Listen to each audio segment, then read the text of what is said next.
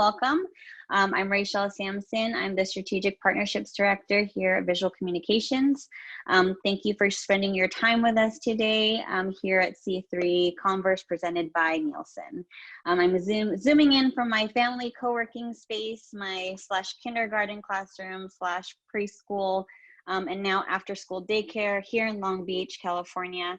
I want to acknowledge and uplift the Tongva and Kizh Nations, the original stewards of this land. We'd like to thank our generous sponsors who have supported visual communications and all of our partners who have made the 36th annual LA Asian Pacific Film Festival possible. Thank you especially to the Academy of Motion Picture Arts and Sciences, Sony Pictures Entertainment, Comcast NBC Universal, California Arts Council, SAG-AFTRA Producers Industry Advancement and Cooperative Fund, the National Endowment for the Arts, HBO, and Warner Media. And if you didn't already know, Visual Communications, we've launched our VC50 campaign.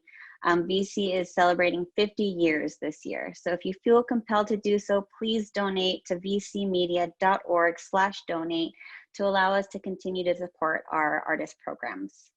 I'd like to welcome back Isil Borlasa, one of our senior programmers here at the festival. Isil has over a decade of outreach and PR experience in the film and music industry. Her work reflects an intersection of community engagement, crafted social media presence, and in-depth press coverage. Isil's areas of expertise include festival campaigns, event management, and media tracking. Let's welcome back Isil to the panel. Hi everyone, I'm still Isil Borlasa. I'm still wearing a flower in my hair, and thank you for hanging out with me for this conversation with the filmmakers of Art and Craft. If you desire to access closed captions for this conversation, check out the chat. We're dropping a link there. Click on that link, it will bring you to another window which will have the transcription of the audio. Just to echo Ray's gratitude, I'd like to thank all of the sponsors for making this unprecedented festival year actually happen. And I also want to continually thank the community partner organizations for the valuable work that they're doing, also in an unprecedented year for them. Given that this is a documentary program, I personally want to shout out the friends over at ADOC and also at Brown Girls Doc Mafia for continuing to support nonfiction storytellers like the folks that we have on our panel today. So let's go ahead and start our artist conversation. I'm going to invite our filmmakers to turn on their video and their audio so that we can have a Brady Bunch gallery view. And then I'll just go ahead and pass the mic, and I'd like to invite the filmmakers to introduce themselves. Let us know your name, where you're zooming in from, and what title you're representing today. We'll go ahead and start with Amanda. Hi, everybody. I'm Amanda and Min Wong. I'm the director of An Object of Merit, and I'm zooming in from Toronto. Great. Let's pass the mic on to Janet. Hi, everyone. I'm Janet Chen. I'm the director producer of Phoenix Bakery, Sweets for the Sweet, and I am in good old LA. Thank you, Janet. And let's pass the mic to Tracy. I'm Tracy Winchung. I am the co-director of Connection, and I'm zooming in from Portland. Portland, but your background looks so tropical. This is the Afterbrews headquarters, surrounded by a koi-filled moat. It's one of the silver linings of virtual Q&A is to have like sort of folks who are a little bit further away from Los Angeles to be in with us. So Amanda, thank you for taking the time from it's your evening now for joining us. Let's talk about why, we talked about in the green room why I created this program. Some of my closest friends are basically deep relationships based on a mutual respect for work, a mutual respect for the creative, nerdy passion that each other has, and what we bring to the work that we do, and how we're inspired by the communities that we serve. And also like the excitement for the tools that we use to get the work done. So shout out to everyone that's heard me talk about my notebooks or my pens and all the little knickknacks that help me to get shit done from festival life to work life. So thank you for the support you give me. Now, I'd like to shift and use that momentum to Tracy's film, to Connection. And with Autumn's like sort of found a community who share her passion for her, I don't want to call it hobby, but for her work as a fly fisher. Can you tell us a little bit about the film and how you came to tell this project? Yeah, so I know Autumn through, I started this organization called Brown Folks Fishing, and Autumn is an ambassador with that organization. So that's how I came to know her. And as I learned more about her story, we just kind of connected very deeply on a number of different levels. Autumn grew up fishing. She grew up on the Pyramid Lake Reservation. She's Paiute and Numu, Paiute, Numu, and Navajo, and has had up until that point only fished the waters of her reservation and only fished using a spinning rod, which is just a different sort of technique. But she always had this very deep connection to the water and to the fish. And so when she told us that she was going to go for the first time and fish elsewhere and fish in this new format that she had just learned, which was fly fishing, we thought it was an interesting and unique opportunity to just follow her on this journey and just learn through what she was learning and learn through her process. So that's really how it kind of originally came together. Oh, that's, I didn't realize that you were sort of already connected in advance of her sort of learning her process of fly fishing. I really like sort of being with her as she's sort of learning from others who have gone in the water, so to speak. And I want to use that and like move to Amanda's film. Your subject, sorry, Min Lee, I hope I'm pronouncing that correctly. Yeah. In there, the craft of ceramic and artisanal work, he's seeking out other people who may have clocked more years in the field. How did you come to tell this story, and do you have like any connection to the practice of ceramics making? Yeah, so it's interesting. I don't actually have any, but well, before I made the film, I had no prior ceramic experience. I was working in TV at the time, and I was working in like unscripted, you know, those like true crime type stuff. And I picked up a couple of like unscripted like techniques and how to make those sort of content. And I wanted to make a film. I wanted to make a doc. And then I was just, you know, scrolling Instagram one day, and I saw this like beautiful Asian inspired pottery, like just beautiful, beautiful pots. And I thought to myself, I want to know more about this person. I want to know more about, like, you know, you're living in, I don't think he was even in Toronto. He's in like a suburb of Toronto, kind of like a little bit a ways away, you know, more like rural area. And he's making these like Asian inspired pots. So we met up for lunch, and I just asked him about himself and his life. And I guess the reason why I saw him on my Instagram, it was because we somehow were connected before, and I actually went to high school with his older brother. So, you know, Toronto's so small that way. So we chatted over lunch, and I really felt a connection there with his craft and, you know, what I was searching for as an artist at that time too. And sort of trying to find my way and my journey was sort of reflected in his journey to search for ceramics as well. And so I just wanted to tell his story to show, I guess, every other artist out there who's like kind of in the middle of your journey that, you know, you're artists of worth. No, thank you for sharing their story. And just to kind of continue what we kind of touched upon in the green room, all of you like are focusing people who are very proud of their work, obviously proud of their craft. I'll ask a little bit further in the conversation. I'll plant it in your heart now. How do you foster trust? You're basically saying, I love the work you do. Can I follow you around with the camera and hopefully not bother you? But before we get to that, let's jump over to Janet.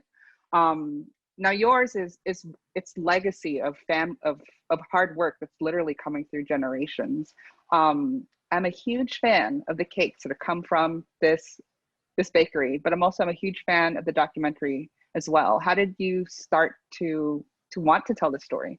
And tell us a little bit about the timing, because we're on an anniversary, right? Yeah, the anniversary was it was 2 years ago, so they're already into their 80+ years of existence in LA's Chinatown. So the story really, the reason why we wanted to focus on Phoenix Bakery is that this is part of a project that UCLA Asian American Studies Center wanted to do about Chinese American history in LA and just the LA surrounding areas. And we wanted to do something on food. And Phoenix Bakery is an institution in LA, in Chinatown. And I know we're going to talk about connection to place in a little bit. So it really has grown with Chinatown, and so and the family is very ingrained into the community in LA and Orange County, just Southern California in general. And they have such a just fantastic story, not just with the bakery, but with also the founding of Cathay Bank and East West Bank, which I go into a little bit in the film. So I think they were kind of perfect to fit into this, the community story we wanted to tell. And how did they feel when you wanted to approach, or when you approached them? Like, I want. Yeah, I think they're, they've been around, as mentioned, for 80+ years. So they're used to kind of having, I think, press there. But I think having a documentary made about them was a little bit different. So I definitely talked with them quite a bit before we actually started filming. And it's a big family. So we had to also just discuss who was willing to be in the film and whose stories, who wanted to tell their stories through the bakery. And so I think there's always that initial meeting. It's a little awkward, but I have memories also of the bakery. And I think everyone who has grown up locally, you mentioned the cake already, has memories. So it's a very easy connection to make because of the food, because of the shared kind of love of food that I think runs through Asian America. Amanda, if you ever come out to Los Angeles and have a chance to celebrate a birthday with VC or anyone in Little Tokyo and Chinatown, the cake is divine. It's absolutely divine. Yeah, I'm so hungry now just hearing you talk about it. I'm sorry, you're hungry. I wish I had something to offer you in my true Filipino nature. Let's connect it back to connections with Tracy. Now, you directed this with Kiara Lacey, who is of Native Hawaiian heritage. She's based in Hawaii and Oregon, right? And you're obviously both women of color filmmakers. How did that inform how you're telling Autumn's story, where you don't necessarily share her cultural heritage directly? Yeah, it was really important to us to make sure that, when Kiara and I were like, let's do this project together, we also thought about how does indigeneity come into our storytelling, as well as the lens of our entire crew. So our DP, we worked with Ryan Miyamoto, who's also Native Hawaiian. And then our composer is Native American, Caleb Bright, who's just young and brilliant, and our editor, Jean Kawahara.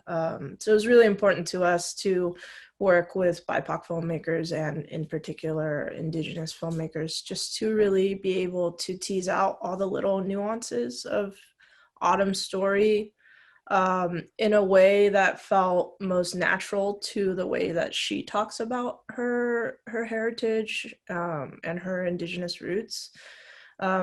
I think what became really clear to us was that those practices, those culture, that identity is so deeply ingrained in everything she does, right? Like, it's not just she's an angler who is Indigenous, right? And so her approach to angling is deeply informed by her practice and the way she thinks about fish and the way she thinks about traveling and being in different places. Like, everything connects back to her home. And she, in the film, she talks a lot about kind of the downstream impacts and the ways water is connected together. And I think that's deeply informed by her identity and who she is and who her parents were.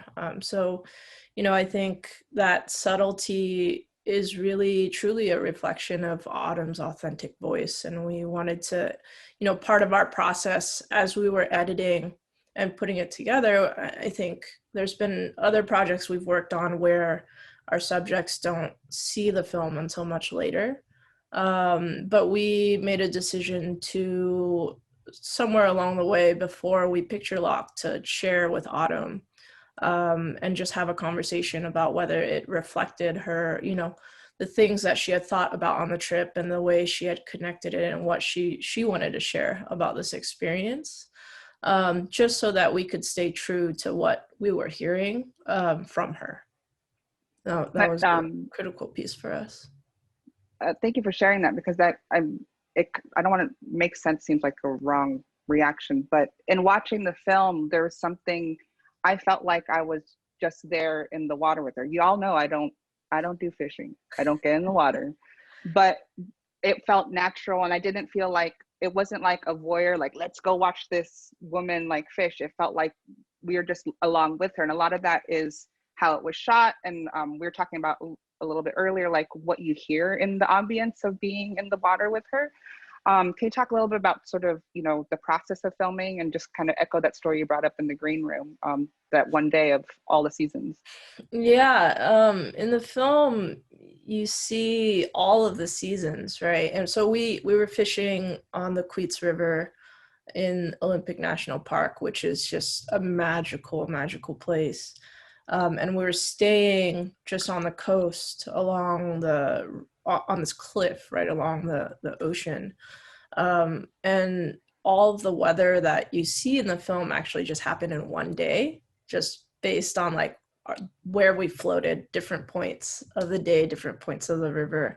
And I think, we wanted to also consider like how the land and the water showed up in the film as its own sort of presence, and to really like, I think Ryan did such an incredible job of showing how Autumn's relationship to land and water interacted with the weather, and it's just these little like soft touches of the character of that park. It's just we really owed a lot of that to Ryan and his process and his sort of creative flexing to bring to life all those little textures, because that really was just one river, one small area, a couple miles, and we filmed for 2 days up there, and that's everything, the whole breadth and width of all that section of Olympic National Park is. It's a beautiful region, and yeah, it does feel like it's months that you're out there with her. Mm-hmm. I would have never, because I don't go outside, I would have never known what it's like. Let's move then back to Amanda's film. Again, the notion of the nuance of things surrounding your subject really lent to enriching the understanding of your subject's process. My dad comes from the ceramics world, and I mentioned to you guys, I don't really know anything about it, but just seeing how you photographed and captured the process seemed very intimate and almost loving. What really like got to me was the hearing of the crackle of the fire, hearing the kiln door like slide into place. Can you tell us a little bit about that process? And I thought they were invented sounds, but share how you got those sounds for your film. Yeah, thank you so much, Lucille. It's very moving to me that you thought of your dad when you were watching the film. I have to give, I'll address the sounds first. I have to give a huge shout out to my sound recordist and sound designer, Elena Raymond, who after we wrapped would sit in the dark by the kiln recording these crackling noises and was just so on every sound. She was in love with the sounds. She even talked about wanting to make an ASMR reel of these pottery sounds. It's not just the kiln, like, even just Chris Sora, the Japanese Canadian gentleman at the second half of the film, he holds these bowls and he turns them. And with every turn, you can hear this sound. So that was a huge amazing thing. And we actually were sponsored by the production company that I was working at the time. This lovely man, Michael Palmer, who was the head of the post department, mixed my film for me for free. So part of that, it also goes to him as well. And just like, I was so lucky with the music too. I have to give a shout out to the composer, Hedin Rosa Kim.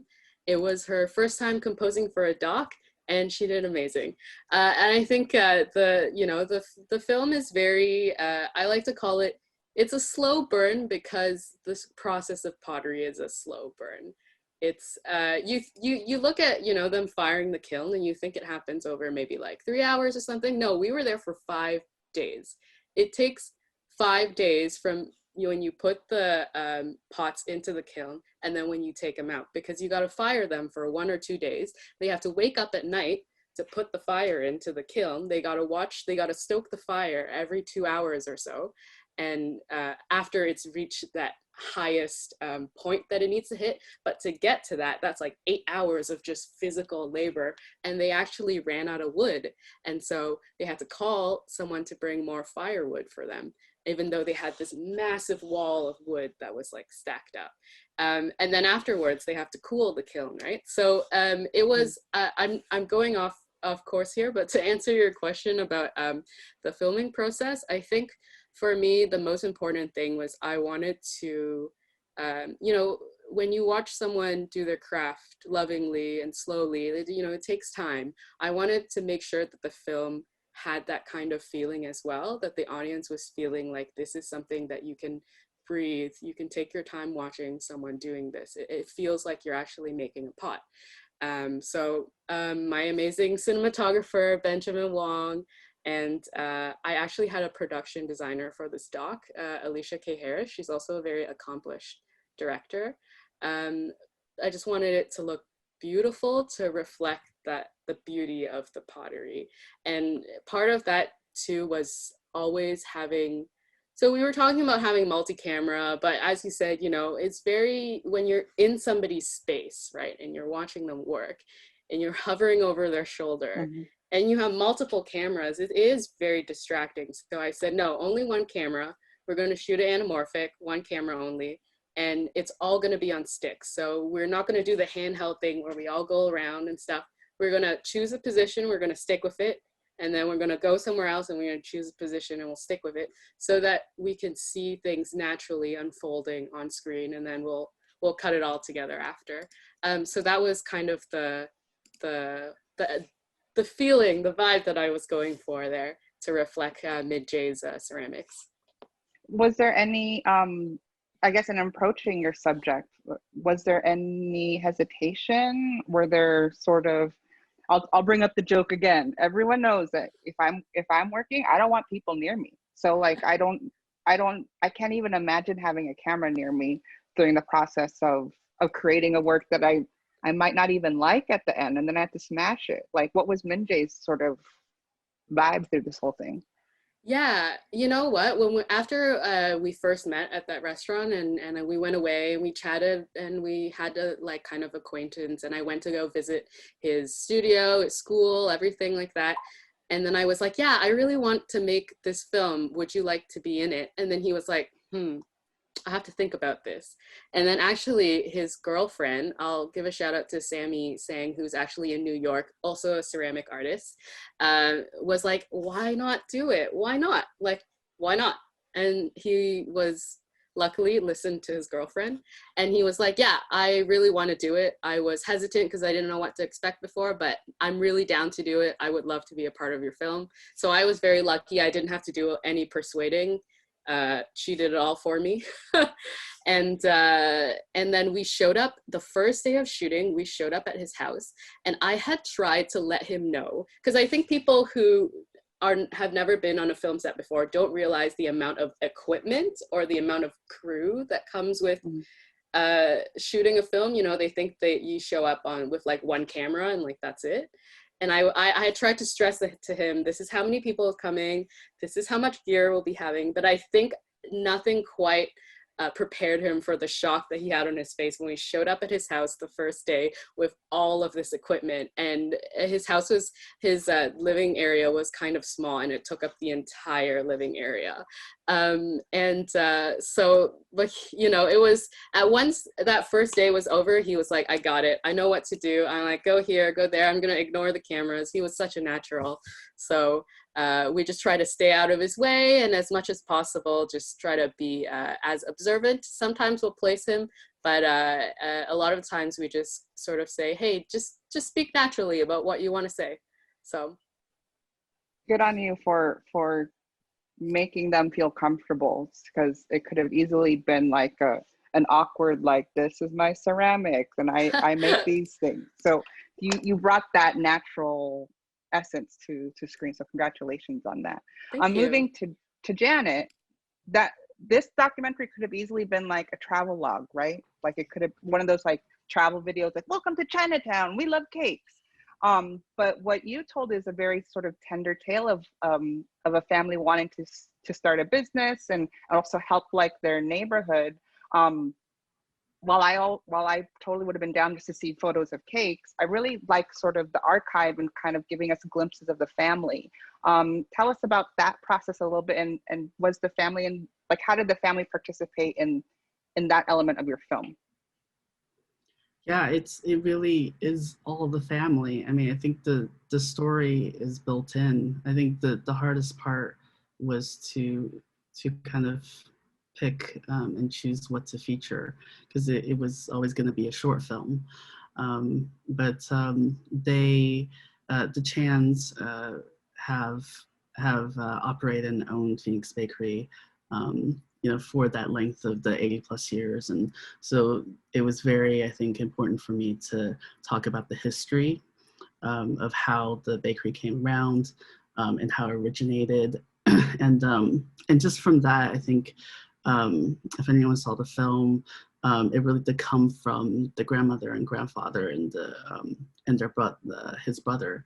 So it's always been very family oriented. So I really wanted to feature that story, and the fact that it's still being run by the family.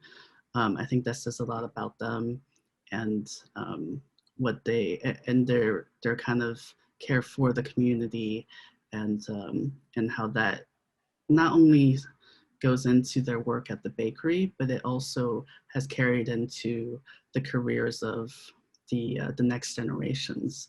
Because if I didn't put this in the film, but the current generation, which is their sons and daughters, a lot of their careers are also in the service industry. So one is in education, one is in mental health. So they kind of carry that thoughtfulness of caring for not just their own family, but for the community into other fields too. So I definitely thought that's what really attracted me. I mean, I love food shows, and same as you, like I would just love to see tons of food and how people make the food. But you know, after meeting the family and talking with them, I definitely wanted to feature their stories and next to the food. There's that segment of the film where you're with the sons, and they're kind of walking you through like their everyday life, I guess, in the kitchen, and they're like doing like the butterflies. I was like, oh snap, are we gonna see like recipes in action? Like, were you able to see sort of the magic in the kitchen, or were they like, Janet, you'll be here for about 40 seconds tops, you could see this thing and you could see the whipped cream, that's it? Yeah, like, how long covering were you in the the secret ingredients. Yeah. No, we were we were there for pretty much, I think, a full afternoon. They were very generous with their time and showing us their kitchen, their huge kitchen. I mean, I think for anyone who's visited the store, you can see the front part. It's pretty big already, but that back part is huge. Yeah. That's where all of the magic happens. And really, you know, props to my camera team, Norbert and Emery, who were able to run around with me. We literally just ran around with them around the kitchen, and then they were so generous. They wanted to show us the original door of the store, because They've moved a couple times, all within Chinatown, but within that long history, they've actually moved. So yeah, I think, you know, the trust that we built before we started to film was really important, and I just am very, very glad that they were able to share those stories with us. But yeah, I really wanted to, I didn't want to tell them, but I wanted to go in and like make the actual butterfly and see how it's done. Like, we need to get footage of me eating the cake. That's essential for the documentary. Oh yeah, yeah. Yeah, we got that afterwards. That's in the behind the scenes stuff. We were eating. I can't wait for that immersive experience. One thing I'm always curious with documentary film is how the subjects feel about the finished product itself. So we'll bring it back to Tracy. Has Autumn seen the film? And, you know, if you can share what was their reaction to it? Yeah, Autumn's seen the film. We actually, because we filmed part of it at Pyramid Lake, we had to request a permit from the tribal council. And so when the film was complete, we showed Autumn, and then Autumn showed the tribal council because we needed to get their approval. And they loved it. Autumn, I think, you know, I think we were really honored to be able to help Autumn share this story and sort of co-create this story with her. And I think, you know, for her, it really reflected some of the things that she had been thinking about, but couldn't quite articulate or connect the dots around until she went on that trip.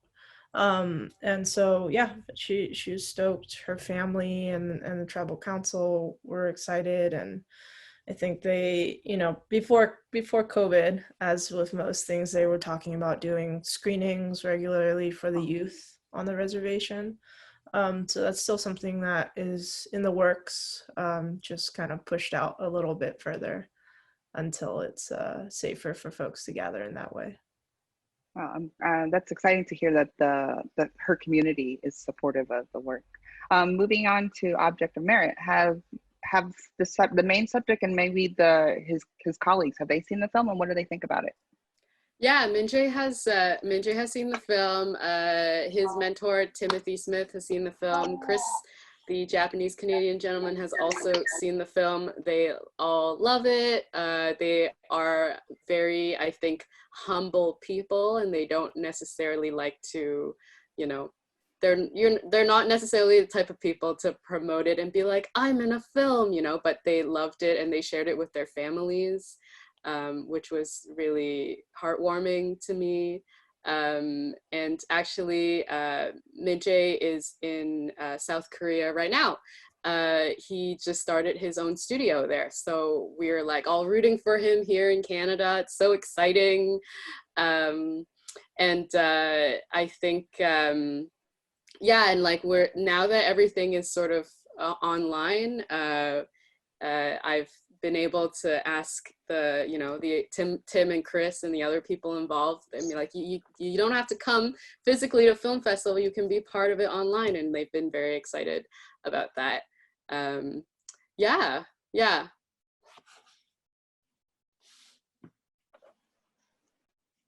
Sorry, my hard work is managing two different devices. Oh, it's so good.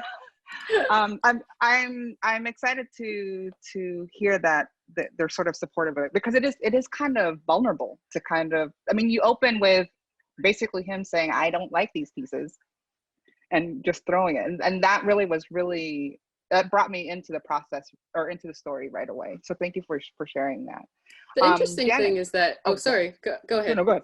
Oh, I was gonna say the interesting thing is that when he told me about the smashing, he said it's something that everybody does in the ceramics industry. Everybody smashes their pots. We just never see it, you know? It's just like, it's sort of like a thing that everybody does. So for him, it wasn't even that dramatic, but I guess for everybody else, you know, to see that so beautifully crafted and then be smashed, like, yeah. Especially, I mean, now that you're telling us it's like 5 days, so it's at least like a week that's gone into those bowls that he's smashing, right? Okay, let's move to Janet. Has the family seen the film? What are their thoughts? Yes, they've seen the film. They've seen actually, I think a previous cut too. No, they love it. Yeah, I think usually when I do a documentary, I think I always want the subjects to like the film, and yeah, they've had some kind words, and they've also been helping promote the film fest, which is nice. And they right now, because of the pandemic, they've had to cut some hours and some staff, but they're hanging in there. So really, props to them for continuing to serve the community, and everyone can still go visit them and get the cake. That's what you see right there. Okay, the cake is morning, so important. So what happens next for you in the film? We'll go ahead and go into the final question of the round. Like, what's next for you in the film, Janet? Yeah, the film is I think I mentioned it's was made for Asian American Studies at UCLA, so it's going to go on a website, and it's going to be for the public to see, and it will be used in a couple classes in Asian American Studies for about foodways and about the history of Chinatown. And what's next for that cake back there? That cake is going in my belly afterwards. I'm so jealous. Moving to Tracy, what's next for you and Kiara and the film? Yeah, sorry, there's somebody leaf blowing right next to my house. So it might be a little loud. We're gonna play a couple more festivals, and the plan is to release it widely in the early winter. We were fortunate to work with Orvis Company.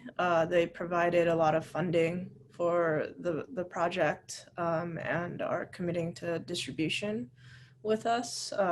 So we're play a couple festivals and then release it online through their YouTube and social media channels. And Nice. I think Autumn is developing a sort of series of impact screenings that she wants to do to continue to engage particularly Indigenous youth around thinking about ways to connect them to water and land and fish. So she'll be doing more of those screenings, mostly virtual for now and hopefully in person later on. Thank you. And Amanda, what's next for this film? Has been out and about for a little bit, is that right? No, actually, this is the US premiere here at LA, in LA. So I think it's gonna go a little bit more on the festival circuit and do its rounds, yada yada, and not sure what happens after that. So if any of you people out there want to talk about distribution, call me. And then yeah, Min Jae's, like I said, started his own studio in South Korea. I don't know if anybody is watching this from South Korea, probably not, but if you're interested, you could follow him on Instagram. He would love the followers. It's at Min Jae, MINJAE pottery, no spaces. Yeah, so that's exciting stuff for him there. And also, where can we follow your work, as we want to, because if I remember, your previous work wasn't, if I looked up your bio correctly, your previous work is a fictional work. This is now documentary. Are you planning to go back to fiction? Yeah, I had a previous fiction short called Swim Low that came out in 2016. It's sort of magic realism. This Asian girl who dives into the water to travel to the afterlife to see her mother. So if anyone wants to watch that, that's online. You can just Google Swim Low film. I actually made 2 docs after I made Object of Merit, because I actually shot Object of Merit in 2018 and it just took a really long time to finish. But I have 2 other docs that I made after that, and one of them is playing right now at Inside Out Toronto and Iris Prize in Cardiff, Wales. It's about 4 queer East Asian women in Toronto. So if anyone is in those areas and want to check them out, I hope that I can have a US premiere for that soon.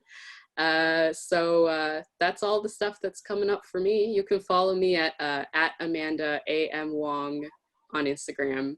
Oh, I also have a band. Should I plug that too? I'm just going on right now. Do it. Okay, I am in a band. I am in here. Let me do the log line properly. Okay, I'm in a band called Cut Sleeve. We are an all queer East Asian alt rock band, and we will write songs about you. So don't fuck with us. Sorry, am I allowed to say that on? No, it's fine. I love it. Okay. All right. We're on Spotify, all music platforms except for Amazon because Amazon sucks.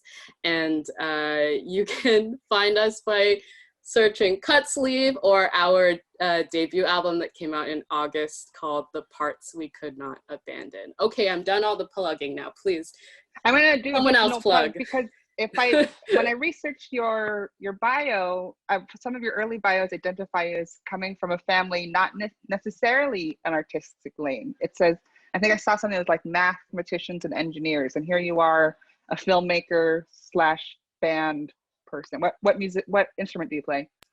I play the electric guitar and I do the backing vocals. Of course you do. All right, so we're all gonna follow Cut Sleeve. Now, Janet, tell us about your band and or cake testing. My band started when I was in middle school. No, I don't have a current band, but I did play the drums in junior high. So if you need a drummer, Amanda, I'll go to Toronto. Yeah. But wait, what was your question? Well, what's next for you? When is your album dropping? But what's next for you? Yes. So I also work at ethnic communications at UCLA, and we train college students to make social documentaries. So we are actually just finishing our first week of classes. So fall quarter is next for me. we'll be in with our students learning how to make films. And then I'm actually going to work on the last short documentary of the Chinese American History Project, and it's going to be about the railroads, the railroad workers.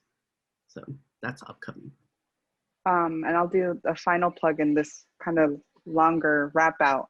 So we told Amanda earlier that we actually know each other from our original connection here at VC, and the VC hat in me wants to remind Janet that you also have a project that's happening tomorrow. Do you want to talk a little bit about that? That's right. Yes, lots going on October. Yes, so I also am. I produce a emerging new media project called Building History 3.0. It's a educational K-12 project where we use short documentaries and Minecraft. If any of you have heard that, the youngins probably will have. Yeah, I shake my head too. I had to Google it. Yeah, Minecraft. I had to ask Jeeves about Minecraft. And for those of you who have kids, it's amazingly popular. And we have made, we basically use it to talk about the Japanese American incarceration camps. So use it to discuss history, American history that needs to be learned in schools and homes using a platform that kids love already. So we have a free workshop tomorrow at 10 a.m. Pacific time, where we are inviting families to come and check out our project, and also we'll look at some our Minecraft worlds, and also short documentaries that we made about Japanese American incarceration camps. Thank you, Janet. I'm just going to look at the time. We actually have time. If there are any questions from the audience, I'm happy to field them now. I'm just going to ask one softball question that's not specific to your film per se, but at VC we're always like, mindful of how y'all are doing, and like in this unprecedented year of the festivaling being in the virtual platform, like how has it been kind of touring the festivals in the virtual space for y'all? Well, this is Janet's first stop, right, for this film. So let's move to Tracy. How has it been like being in the virtual fest and sort of playing with the LA Asian Pacific Film Festival virtually? Yeah, it's been, I think we were fortunate to world premiere before everything shut down. We world premiered at Big Sky, which was a pretty incredible experience. Autumn was able to join us, and they have a strong program that supports Indigenous filmmakers. And so like Tracy Rector and her Neotero fellows were out there, and Autumn got to hang with all of these incredible Indigenous filmmakers. So that was really, really wonderful to be able to have that experience in person. But so far it's just been virtual, and definitely I'm sure as the VC family is experiencing missing those in-person kind of community spaces of just like being able to be and gather and linger around between screenings. So it's different, but you know, I think it does present new and different opportunities, find new ways to connect and have conversation with folks. Right. Like Amanda was able to show up instantaneously from the East Coast virtually. How has I guess this 2020 festival year been for you? And what does it mean for you to screen your film at the LA Asian Pacific Film Festival? Yeah, I mean, okay, like if you had this festival in person, I would have flown in. I've never been to LA before, and I was so wanting to come. But this is good too, you know. At the snap of the fingers, I'm here joining you all. This is lovely. Also, I think it's been really, really great to be able to, I guess, meet everybody. It's just I know that, you know, people are talking about how, oh, it's online, it's not the same. But you know what? It is better in terms of accessibility. Like it's more accessible for anyone to see the films like from their house. They don't have to go to a theater, you know. It's accessible for people who can't afford to travel to places. Like anyone can watch it. So I love that part about it. And I've been enjoying meeting all these new people online. And it's almost interesting too, because when you're meeting someone online in Zoom like this, you're very close to everybody. Like I feel very close to you right now, Isil. So you almost get to know them a little better, like a close up, you know? So yeah, I'm loving it, and I love this festival. It's been great so far. So thank you so much for having me here. I look forward to hopefully receiving more work from you and having more opportunities to screen you at the fest. And I'll definitely come out to LA. Yeah, and maybe you could like submit a music video. And I want to go eat the cake too. Right. On that note, Janet, I'll buy you a slice. So you're gonna save that exact slice for 2021. Well, freeze it. It should be all good. Yeah, it lasts a while. So it won't last at my house. What does it feel? I mean, being part of the VC fam already, right? What does it feel to sort of have your film at the festival and screen for our audiences, especially given the Los Angelino element of your film? Yeah, I mean, I think this is the first festival I submitted the film to, because it's definitely. I mean, everyone knows, I think, at VC that I have a special place in my heart for VC. And of course, the story is, I think, it fits into the audience at the LA Asian Pacific Film Festival. So it's great. I mean, I love seeing you guys every year. I think that's the part I miss the most. Just actually being able to see everyone. I think a lot of local filmmakers know that this is really the place where we gather annually. If we don't see each other during the year, this is when we see each other. So I do definitely miss that part. And also just seeing not just the filmmakers, but you know, the VC staff and team and the fellows that are involved, the digital history folks and all of that. So, but you know, like Amanda said, it's I've attended several other film festivals and conferences digitally, and you do definitely have more opportunity to meet people from around the world, which has been really interesting. So there definitely is that aspect. So you know, but yeah, I want to get back to the physical, to actually being next to someone and chatting with them that way. And hopefully soon we'll be able to gather again and have cake with Amanda and Tracy in Los Angeles. And on that note, I'm going to wrap us up. Thank you, all of you, for taking the time to hang out with me and ramble with me about nonfiction storytelling.